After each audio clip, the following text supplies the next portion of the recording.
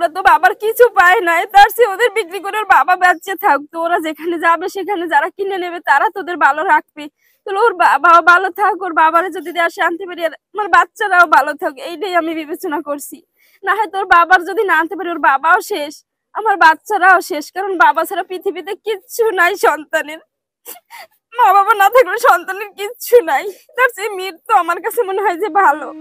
অসহায় এই নারী তার ৩ সন্তানকে বিক্রি করতে চান, কারণ তার স্বামী ইতালি গিয়ে দালালদের খপ্পরে পড়েছে।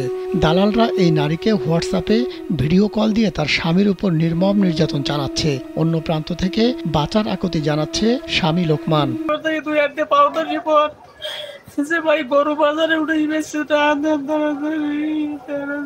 স্বামীকে বাঁচাতে আগেও কয়েক দফা টাকা দিয়েছেন দালালদের, এখন আর বিক্রির মতো কিচ্ছু নেই, তাই বাধ্য হয়ে ৩ সন্তানকে বিক্রি করতে চান তিনি। এছাড়া আমার আর কোনো সামর্থ্য নাই তাকে উদ্ধার করার মতন।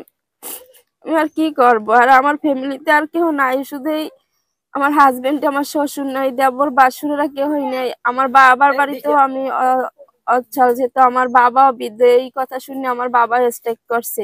আমার ভাই নাই, আমার বাবার বাড়িতেও অসহায়, শ্বশুর বাড়িতেও আমি অসহায়। শ্বশুর বাড়িতে আমার শাশুড়ি আছে শুধু, তাও তো বৃদ্ধ। আমি কিভাবে বাচ্চাদের বিক্রি করবো? যদি কেউ কেনে বাচ্চাদের, তাহলে আমি বাচ্চা বিক্রি করবো, বিক্রি করে তারপর আমি তাকে উদ্ধার করতে চাই।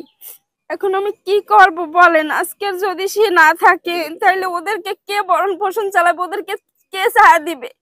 একজন সন্তানের সবচেয়ে বড় হয়েছে তার বাবা মায়ের ছায়া, যদি তাই না থাকে সন্তানের, তাহলে কে দেবে ছায়া বলেন আপনারা? তাহলে ওদের থাকার সাথে না থাকা তো অনেক ভালো আমি মনে করি। ওদের যদি বাবা না থাকে, আজকের আমার বাচ্চারা বোঝে না কিছু, ওরা যদি বড় থাকতো, বুঝদার থাকতো, তাহলে ওরা খাইতে পারতো, থাকতে পারতো। ওরা তো বাবার ছায়া বলতে কিছু পায় নাই, ওরা তো বাবার কিছু পায় নাই, তার চেয়ে ওদের বিক্রি করে ওর বাবা বেঁচে থাকতো। ওরা যেখানে যাবে সেখানে যারা কিনে নেবে তারা তোদের ভালো রাখবে। তাহলে ওর বাবা ভালো থাক, ওর বাবারে যদি দেওয়া শান্তি পারি, আমার বাচ্চারাও ভালো থাক, এইটাই আমি বিবেচনা করছি। না হয় তোর বাবার যদি না আনতে পারি, ওর বাবাও শেষ, আমার বাচ্চারাও শেষ। কারণ বাবা ছাড়া পৃথিবীতে কিচ্ছু নাই সন্তানের। মা বাবা না থাকলে সন্তানের কিচ্ছু নাই, তার চেয়ে মৃত্যু আমার কাছে মনে হয় যে ভালো। এই মর্মান্তিক ঘটনাটি ঘটেছে পিরোজপুরের মঠবাড়িয়া সাপলেজা ইউনিয়নের ৯ নং নলি জয়নগর গ্রামে। এই ঘটনায় মর্মাহত গ্রামের অন্যরাও। হয়তো ইতিলি গেছে, টাকা পয়সা সব এমনি জমিতে নিয়ে আন, বাচ্চা ৩টে যে কি খাইবে এমন কোনো কায়দা নেই। এ দিদুগো ঘরে তেল নাই, নুন নাই, কোনো কায়দা নাই। বউটা যে বিক্রি করতে না, ৩টে বাচ্চা থেকে যে বিক্রি করতে না, এমন কোনো সুযোগ দেখিনি আমরা। এদের তো কোনো সামর্থ্য নাই, এরা তো লড়ে চড়ে খাই লাই, এই বেশি কিনে ওই দালালের দিছে।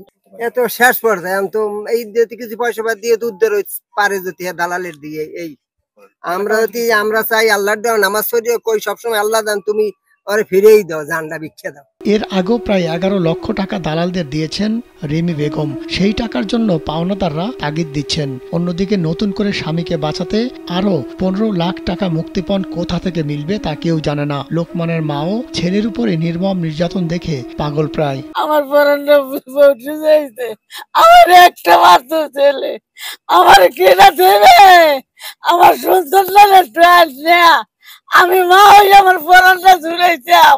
ওরে বাবা ভাইরা, তোমরা উদ্ধার করে আমার সন্তানকে আমার ট্রায়াল নিয়ে দাও। লোকমানের এক ছেলে ২ মেয়ে। ছেলের বয়স ১.৫ বছর, বড় মেয়ের বয়স ৫ বছর আর ছোট মেয়ের বয়স মাত্র ৪ মাস।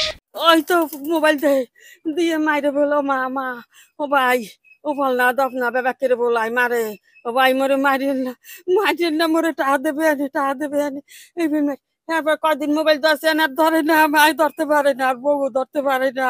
মঠবাড়িয়া থানার অফিসার ইনচার্জ রেজাউল করিম রাজীব অসহায় এই পরিবারকে আইনি সহায়তা দেওয়ার আশ্বাস দিয়েছেন। আমরা মামলা নিতে পারি। ওই যে সেদিন একটা মামলা হয়েছে, ওই একটা মামলা নেবো। সেদিন ওই রকমের মারপিট করে বিদেশ নিয়ে, ওই যে আমরা মামলা নিচ্ছি, বাংলাদেশি দালাল হাত পায়ের ওই নখ টক বলে তুলে ফেলাইছে, টাকা চাই তো ঘুরেই দেবে না, মাইকে ফেলাইবে, এইসব একটা খুব অসহায় অবস্থায় আছে। লোকমানকে বাঁচাতে সরকারের কাছে সহায়তা চেয়েছে অসহায় পরিবারটি। মাহমুদ সোহেল, কালবেলা।